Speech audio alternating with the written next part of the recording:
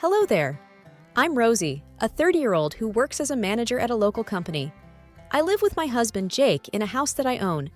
It's nothing fancy, just a cozy place we call home. I guess you could say I'm a pretty modest person, not one to make a fuss. I have a lot of patience, which has always been a strength of mine, or so I thought.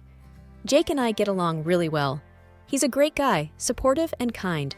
We've been married for a few years now, and it's been mostly smooth sailing. Well, except for one little, actually, not so little issue. His parents, Robert and Susan. Now don't get me wrong. I understand the importance of family. But Jake's parents, they're a whole different story. They're very direct people, the type who say whatever is on their mind without thinking about how it might affect others. They don't really understand or respect personal space. It all started pretty harmlessly. Robert and Susan would drop by unannounced for breakfast or dinner. I didn't mind initially. After all, they were family. But it quickly turned into a regular thing. They'd come over whenever they felt like it. And because they had a key to our house, they would just walk in, even when we were not expecting them. One day, I was in the bathroom getting ready for work, and suddenly, I heard someone in the house. I peeked out and saw Susan in the kitchen. "Morning, Rosie. Thought I'd surprise you with breakfast," she said cheerfully. I remember forcing a smile and thinking, this is getting a bit much. Jake, bless his heart, tried to talk to them about it. "Mom, Dad, Rosie and I love having you over, but we also need our own space," he said one evening. But it didn't go well. Susan's eyes welled up with tears, and Robert's face turned red. "Are you saying you don't want us in your life?" Susan cried. "After all we've done for you!" Jake was caught off guard. "No, that's not what I meant." And just like that, the conversation ended. They played the victim card so well, Jake didn't stand a chance. I felt for him. He was torn between his parents and our life together. Things escalated from there. It wasn't just meals anymore. They started staying overnight in our guest room, and before we knew it, they were spending days at our place. It felt like we had permanent house guests. I tried talking to Jake again. "Honey, I love your parents, but this is getting out of hand. They're here all the time," I said, hoping he'd understand. He sighed, running a hand through his hair. "I know, Rosie. I'll try talking to them again." But deep down, I knew it was a lost cause. They had this way of making him feel guilty, and he just couldn't stand up to them. It was a tough spot, and I felt stuck. I loved Jake, but his parents were just too much. Life with Jake's parents dropping in whenever they pleased started to feel like a TV show where the same episode kept replaying. Breakfast turned into lunches, which turned into dinners, and before I knew it, our guest room seemed more theirs than ours. I tried to be understanding, but it was getting harder each day. One Saturday morning, I woke up to the sound of pots and pans clanging in the kitchen. I rubbed my eyes and looked at the clock. It was barely 6:30 a.m. I wandered into the kitchen, still half asleep, and there was Susan, cheerfully making pancakes. "Good morning, Rosie. I thought we'd have a big family breakfast today," she said, not noticing the surprise on my face. I managed a polite smile. "Good morning, Susan. That's nice of you." I sat at the table, sipping my coffee, watching her move around our kitchen like she owned the place.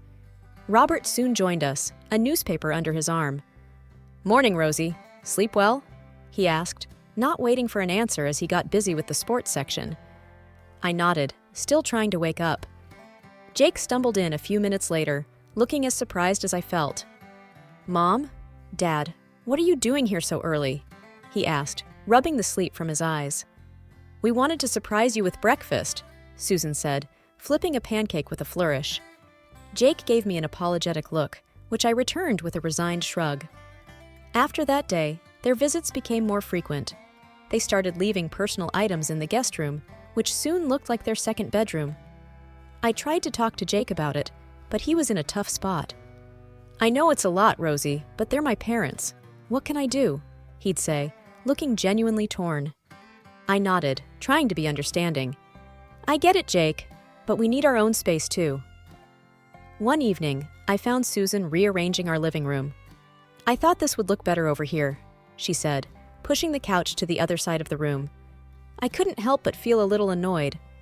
"Susan, I appreciate your help, but I liked it the way it was." She looked at me, surprised. "Oh, I just thought it needed a change. But okay, I'll put it back." I watched as she reluctantly moved the couch back, feeling a bit guilty for snapping at her. Things came to a head one night when I came home from work, exhausted, only to find a small gathering in our living room. Robert and Susan had invited some friends over without telling us. "Rosie, dear, we thought we'd have a little get-together. Hope you don't mind," Susan said, handing me a glass of wine. I looked around at the unfamiliar faces in my living room and felt my patience wearing thin. "Actually, Susan, I do mind. Jake and I had plans tonight." The room went silent, and Susan's face fell. "Oh, I didn't realize. We'll wrap this up then." Jake came to my rescue. "Yeah, Mom, we had a quiet evening planned. Maybe check with us next time?" They ended the gathering shortly after, but the damage was done. I felt like a stranger in my own home, and it was clear something had to change. I tried talking to Jake again. "This can't go on, Jake. We need to set some boundaries with your parents." He nodded, looking more determined this time. "You're right, Rosie. I'll talk to them. This is our home, and we should feel comfortable in it." The breaking point came when Jake and I planned a short holiday. We needed a break, a chance to recharge and get away from everything, including the constant presence of his parents in our house. I was really looking forward to it. "We'll be gone for a week, just the two of us. It'll be nice," I said to Jake as we packed our bags. He smiled, wrapping his arm around me. "I can't wait. We need this, Rosie." We informed Robert and Susan about our trip, expecting them to understand. "We're going away for a week. Just wanted to let you guys know," Jake told them over dinner. Susan looked surprised. "A whole week? What about the house? Who will look after it?" I exchanged a glance with Jake. "The house will be fine, Susan. It's just a week." We left for our holiday, and for the first few days, it was bliss. No unexpected visitors, no rearranged furniture, just peace. But our peace was short-lived. On the third day, we received a call from Jake's work. There was an emergency, and they needed him back. Our relaxing getaway was cut short. We were both disappointed, but understood that these things happen. We arrived home 2 days earlier than planned, expecting to walk into an empty house. But what we found was far from it. The moment we opened the door, we were greeted by the sound of laughter and music. There were people in our living room, people we didn't know. "What the?" Jake muttered, looking as confused as I felt. We walked in further, and that's when we saw them. Robert and Susan, in the midst of a group of strangers, having what looked like a party. "Mom? Dad? What's going on?" Jake asked, his voice a mix of surprise and anger. Susan looked up, her smile fading when she saw us. "Jake, Rosie, you're back early." "Who are these people?" I asked, trying to keep my voice steady. Robert cleared his throat. "Well, we thought since you were away, we'd rent the place out to some friends, just for a few days." I felt my jaw drop. "You did what?" Jake looked like he was about to explode. "You rented out our house? Without even asking us?" Susan wrung her hands. "We thought it would be fine. You were away, and these friends needed a place to stay." I couldn't believe what I was hearing. They had turned our home into a rental property without our permission. The nerve of it all left me speechless. Jake was fuming. "Everyone out. Now," he said, his voice leaving no room for argument. The strangers gathered their things, murmuring apologies as they left. Robert and Susan stood there, looking guilty but also defiant. "We didn't think it would be a problem," Robert said, trying to justify their actions. "A problem? You crossed a line. This is our home, not a hotel," Jake said, his voice shaking with anger. I stood there, watching the scene unfold, feeling a mix of anger, disbelief, and disappointment. This was it. This was the moment when I realized things couldn't go on like this. Something had to change, and it had to change now. After the house was cleared, Jake and I sat down with his parents. "This can't happen again. You can't just use our house like this," Jake said, trying to remain calm. Susan started crying. "We didn't mean any harm. We just thought—" "No, Mom. There's no excuse for this," Jake interrupted. "We need our privacy. We need you to respect our home." They apologized, promising it would never happen again. But their apologies felt empty, and their promises even more so. I looked at Jake, and I could tell he felt the same way. Exhausted and at my wits' end, I knew we had to do something. The love I felt for Jake propelled me to find a middle ground, a solution that wouldn't tear our family apart. The constant invasions by his parents were suffocating, and it was time to reclaim our space. "We need a break, Jake, and we need to do something about your parents," I said, the determination clear in my voice. Understanding the gravity of the situation, Jake nodded. "You're right. Let's plan a weekend getaway. But first, let's change the locks. They can't keep walking in like they own the place." So, before our much-needed escape, we executed our secret mission. Replacing the locks felt liberating, like we were finally setting boundaries that should have been there all along. With the new locks in place, we packed our bags. Before leaving, I suggested, "Let's turn off our phones. No distractions, no calls, just us." Jake agreed without a second thought, and we left for our weekend retreat, phones off, hoping for a few days of peace. Our weekend was a slice of heaven. We laughed, shared stories, and for a while, the chaos of our life seemed a distant memory. But as we prepared to head back, a nagging sense of uncertainty crept in. On our drive home, we finally turned our phones back on. Almost immediately, my phone rang. It was a number I didn't recognize. "Hello?" I answered hesitantly. "This is Officer Daniels. Am I speaking with Mrs. Rosie Thompson?" A stern voice inquired. "Yes, this is she," I replied, my heart starting to race. "I'm calling about an incident at your residence. We have detained several individuals who broke the locks and entered your home." My mouth went dry. "Broke the locks? Entered our home?" "Yes, ma'am. It appears they were trying to gain unauthorized access. We have them at the station." I glanced at Jake, who was listening intently, his expression a mix of shock and confusion. "We'll be home soon, officer. Thank you for letting us know," I managed to say, trying to keep my voice steady. Hanging up, I relayed the information to Jake. His grip on the steering wheel tightened, and he let out a long, deep breath. "Who would do that? And why?" I whispered, a sense of dread washing over me. "We'll find out soon enough," Jake replied, his jaw set firmly. As Jake and I drove home, the weight of uncertainty was heavy in the car. We both knew that whatever awaited us at home was bound to be unpleasant. The thought of strangers breaking into our home was unsettling, but deep down, I had a nagging suspicion about who might be involved. "We should have seen this coming," Jake said, breaking the silence. "Changing the locks was bound to set them off." I nodded, knowing he was referring to his parents. "Let's just deal with it and move forward. We can't let this ruin what we've built." Arriving home, we found a police car parked outside. My heart sank. This was real. Officer Daniels, a tall man with a stern face, greeted us. "We caught them trying to break in. They were quite adamant about getting inside," he explained.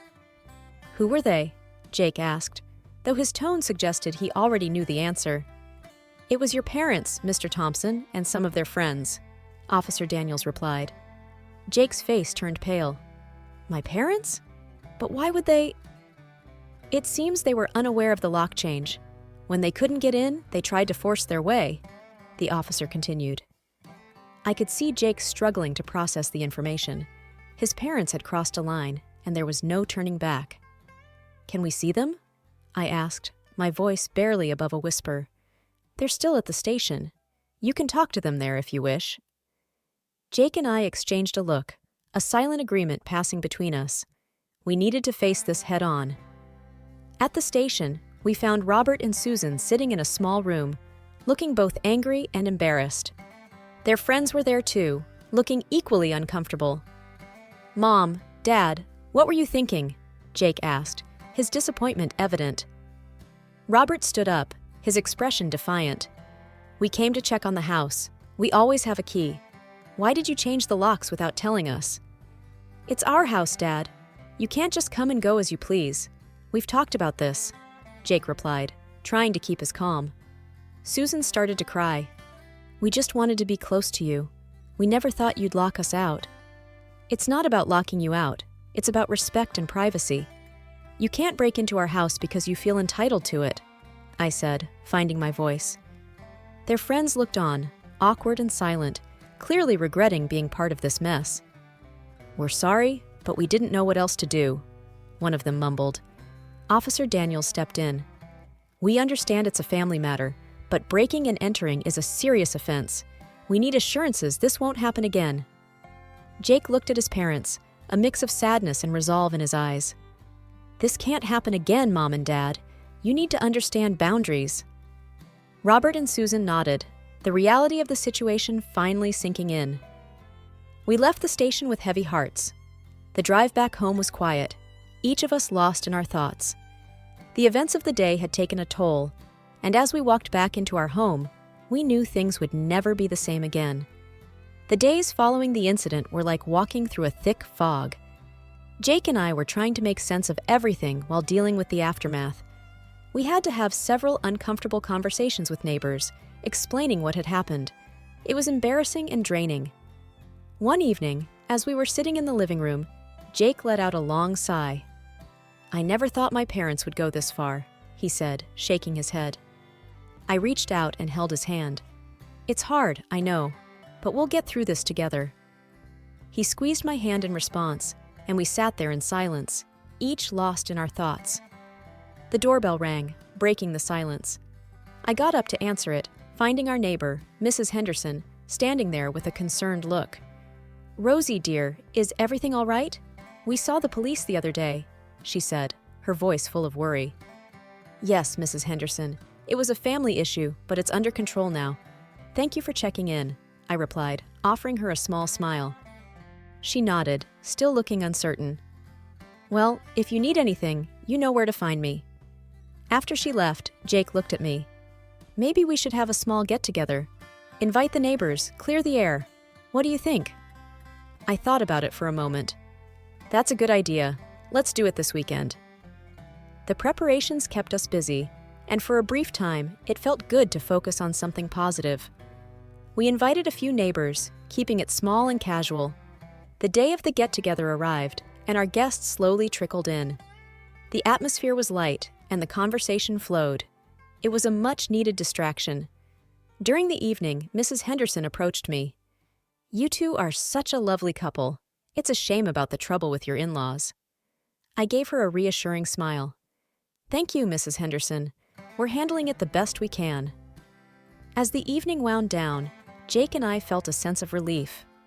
The event had served its purpose, easing the tension in the neighborhood. The past few weeks had been a roller coaster, but Jake and I knew what needed to be done. Setting boundaries was the only way forward. We sat at the kitchen table, carefully drafting the rules we felt were necessary for our sanity and the health of our relationship. We can't just go on like this, Jake. It's time for a change, I said firmly, pen in hand. He nodded, looking somber. I know. It's just going to be tough. Once we were ready, we invited Jake's parents over to discuss the new rules. The atmosphere was tense as they sat down in our living room. Jake cleared his throat, and I could see his hands were trembling slightly. Mom, Dad, we need to talk about some changes we're making, he began, his voice steady despite his nerves. His parents looked at us, their expressions a mix of confusion and concern. We've decided to set some boundaries regarding your visits to our house, I continued, trying to sound as calm and composed as possible. Robert, Jake's father, raised an eyebrow. What kind of boundaries? Jake took a deep breath. First, we need you to call and ask before coming over. No more unexpected visits. And we can't give you the keys back. It's important for us to have our own space, I added, trying to sound as gentle as possible. Susan, Jake's mother, immediately looked upset. But we're family. Why are you doing this to us? It's about respect and privacy, Susan, I replied. We love you, but we need these boundaries for the sake of our relationship. Their reaction was immediate and emotional. Susan started crying, and John's face turned red with anger. This is outrageous! We're your parents! How could you treat us like strangers? Robert exclaimed, his voice raising. We're not trying to hurt you, Jake said, his voice strained. We just need some rules. Susan sobbed. We refuse to accept these rules. It's like you don't want us in your lives anymore." The conversation spiraled from there. No matter how much we tried to explain, they wouldn't listen. They categorically refused to comply with the rules and kept crying, playing the victims. Seeing no way to reach an understanding, Jake and I exchanged a resigned look. "Maybe it's best if we take a break from each other for a while," Jake finally said, his voice heavy with sadness. I nodded in agreement, though my heart ached at the thought. Jake's parents left our house in tears, and we were left in a deafening silence. It was one of the hardest decisions we had ever made, but we knew it was necessary. We needed space, and they needed time to understand and respect our boundaries. In the quiet of our home, Jake wrapped his arm around me. "I'm sorry it had to come to this." I leaned into his embrace. "It's okay. We had to stand up for ourselves. Maybe with time, they'll understand." As we sat there, I couldn't help but feel a pang of guilt and sadness. But deep down, I knew we had made the right choice. Setting boundaries was essential, even if it meant stepping back from family for a while. We are not in contact with Robert and Susan at the moment. Perhaps you will condemn us for this, but we decided to wait until they themselves understand the wrongness of their actions.